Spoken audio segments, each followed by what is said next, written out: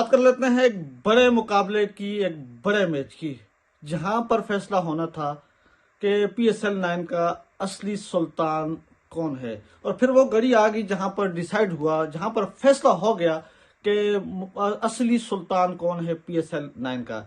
जी, मैं बात कर रहा हूं प्ले ऑफ के पहले एलिमिनेटर की। और पहले एलिमिनेटर का मैच हुआ पेशावर ज़ल्मी और मुल्तान सुल्तान का। और जहां मुल्तान सुल्तान ने या मोहम्मद रिजवान ने बताया कि हम हैं असल सुल्तान इस पीएसएल के। जी हाँ जी, मोहम्मद रिजवान, जिनको जो मुसलसल कंसिस्टेंसी के साथ इस पीएसएल के अंदर परफॉर्म कर रहे हैं और अपनी कैप्टनसी से बता रहे हैं कि वही है असल सुल्तान। पीएसएल 9 का पहला एलिमिनेटर का मैच हुआ। बाबर आजम ने टॉस जीता। टॉस जीतकर पहले बैटिंग का फैसला किया नेशनल स्टेडियम कराची के अंदर। और पहले बैटिंग करते हुए पेशावर ज़ल्मी ने कुछ अच्छा आगाज नहीं दिया। इस मैच की बात की जाए तो इस मैच में बहुत सारे रिकॉर्ड बने हैं, चाहे वो बाबर आजम को लेकर हों या फिर मुल्तान सुल्तान को हो। मुल्तान सुल्तान परफॉर्म कर रही है बड़ी जबरदस्त इस पीएसएल के अंदर, स्पेशली इस पीएसएल के नहीं बल्कि 2021 से रखें। 2021 का सेमीफाइनल मुल्तान सुल्तान, 2022 का सेमीफाइनल 2021 का फाइनल मुल्तान सुल्तान, 2022 का फाइनल मुल्तान सुल्तान, 2023 का फाइनल मुल्तान सुल्तान और 2024 का फाइनल मुल्तान सुल्तान। जब से मोहम्मद रिजवान ने मुल्तान सुल्तान की कैप्टनसी संभाली है तो उसके बाद से मुल्तान सुल्तान रुकने का नाम नहीं ले रही। और मुसलसल ये चौथी बार है कि मुल्तान सुल्तान जो है वो फाइनल खेल रही है मोहम्मद रिजवान की कैप्टनसी में। इससे पहले ये रिकॉर्ड जो है वो पेशावर ज़ल्मी के पास था, जो 4 मरतबा फाइनल खेल चुकी है। तो मुल्तान सुल्तान ने पेशावर ज़ल्मी का रिकॉर्ड जो है वो बराबर किया। फाइनल खेलने वाली टीम दूसरी टीम बन गई है। उसके पेशावर के साथ ये रिकॉर्ड बराबर कर दिया। बात की जाए मैच की तो मैच जो है वो बड़ा जबरदस्त था। इवन दो के पेशावर ज़ल्मी मुल्तान सुल्तान जो है वो पहुंच चुकी है फाइनल में और पेशावर ज़ल्मी को हरा दिया है, लेकिन पेशावर ज़ल्मी अभी गेम से बाहर नहीं है। अभी पेशावर ज़ल्मी के पास एक मौका और है, जहां पर वो अगर अच्छा परफॉर्म कर जाती है और जीत जाती है तो वो फाइनल खेल सकती है। लेकिन अगर वहां वो मैच भी हार गई तो फिर पेशावर ज़ल्मी का जो है वो सफर अख्ताम हो जाएगा। लेकिन अब दूसरा मैच है जी, दूसरा मैच होगा अब इस्लामाबाद और कोयटा का। उसमें से जो टीम हारेगी वो तो स्ट्रेट अवे बाहर।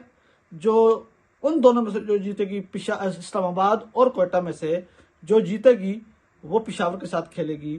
और फिर पेशावर और वो जो जीतने वाली टीम है, इस्लामाबाद और कोयटा में से जीतने वाली टीम है, वो पेशावर के साथ खेलेगी। और उन दोनों में से जो जीतेगा वो डायरेक्ट फाइनल खेलेगी मुल्तान सुल्तान के साथ। अब इंतजार की घड़ियां खत्म होने वाली है और ये भी टाइम जल्दी आने वाला है जब आप देखेंगे कि कौन सी दो टीमें वो फाइनल खेलेंगी। बात की जाए मैच के हवाले से तो पेशावर ज़ल्मी ने टॉस जीता। टॉस जीतकर बैटिंग का फैसला किया तो अच्छा साबित नहीं हुआ। साइम अयूब पहले ही ओवर पर डेविड विली की पहले ही ओवर में आउट हो गए। और मेरे ख्याल से वहीं से पेशावर की टीम या फिर कहते हैं बाबर आजम अंडर प्रेशर आ गए। और फिर जैसा कि बाबर आजम हमेशा की तरह जिस तरह परफॉर्म करते हैं वैसा परफॉर्म नहीं कर सके आज, और 46 रन बनाए उन्होंने आज और जल्दी आउट हो गए। लेकिन साइम अयूब के आउट होने के बाद फिर मोहम्मद हारिस आए। मोहम्मद हारिस भी इस पूरे पीएसएल के अंदर उतना अच्छा परफॉर्म नहीं कर सके। 10, 12, 15, 25, 28, 30, 12, 17 ये रन बना सके हैं, तो ये कोई अच्छी परफॉर्मेंस नहीं है। इस पीएसएल के अंदर मोहम्मद हारिस ने एक भी 50 नहीं लगाई। हालांकि उनको बहुत ज्यादा मौके दिए गए, बहुत ज्यादा उनको चांसेस दिए गए, लेकिन वो परफॉर्म नहीं कर सके। और मोहम्मद हारिस के आउट होने के बाद जो है वो फिर हसीबुल्ला आए। हसीबुल्ला भी जल्दी वापस चले गए। और उसके बाद फिर बाबर आजम और टीकेसी के दरमियान एक अच्छी पार्टनरशिप हुई, जहां से लग रहा था कि शायद स्कोर अच्छा बन जाए। लेकिन फिर उसके बाद बाबर आजम जल्दी चले गए। और बाबर आजम के जाने के बाद फिर कोई भी प्लेयर जो है वो परफॉर्म नहीं कर सका पेशावर ज़ल्मी की तरफ से। जैसा कि मैंने कहा कि बाबर आजम के सिवा और टीकेसी के अलावा कोई भी प्लेयर परफॉर्म नहीं कर सका। बाबर आजम जो है वो 42 बॉल फेस की और 42 बॉलों के ऊपर 46 रन बनाए, 22 रन बनाए थे मोहम्मद हारिस ने। ये लड़का बिल्कुल फ्लॉप जा रहा है। और टीकेसी 24 रन बनाए और रोमन पॉवेल की भी आज जो है वो पावर नजर नहीं आई।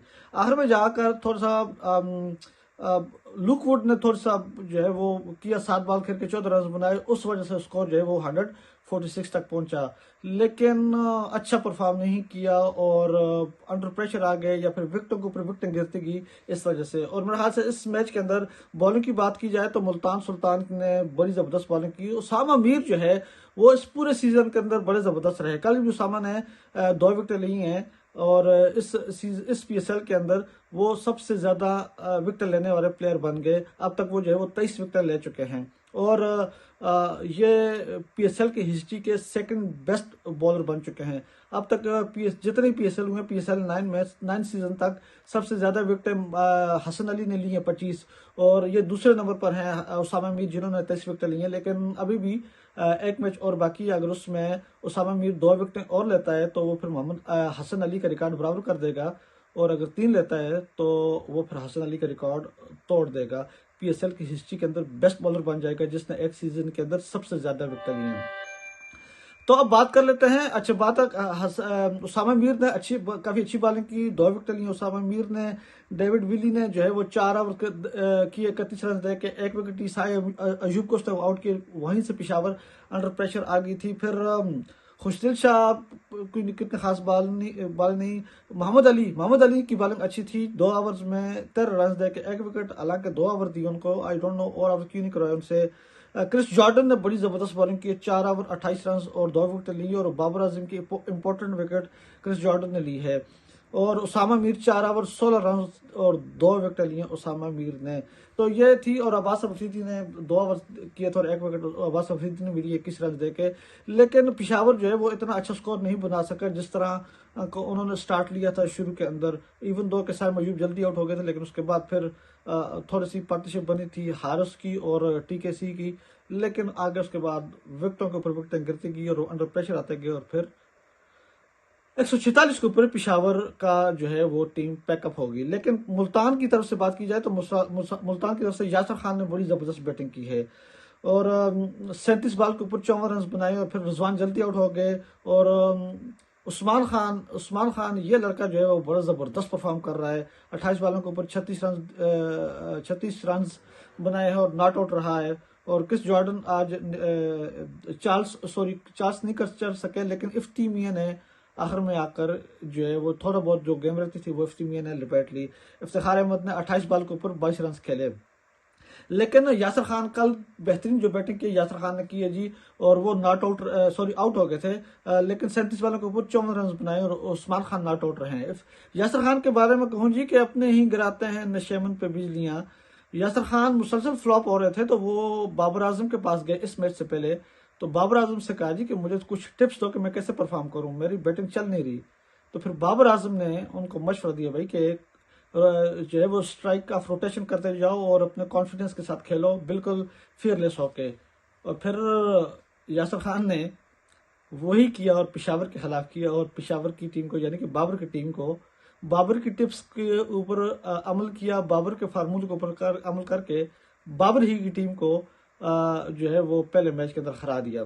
तो ये था कुछ। और बॉलिंग की बात की जाए तो पेशावर की तरफ से किसी ने भी अच्छी बॉलिंग नहीं की, चाहे वो मेहरान मुमताज हों या फिर पॉल वॉल्टर हो या कोई भी हो, किसी ने भी अच्छे, सलमान अरशाद हो, सबको मार पड़ी है, सबको मारा है। साइम अयूब ने अच्छी बॉलिंग की जी, 4 ओवर के अंदर सिर्फ 17 रन दिए, बाकी सबको मारा है उन्होंने। और इस तरह मुल्तान सुल्तान को बाबर की टिप्स के ऊपर अमल किया, बाबर के फार्मूले के ऊपर अमल करके बाबर ही की टीम को जो है वो पहले मैच के अंदर हरा दिया।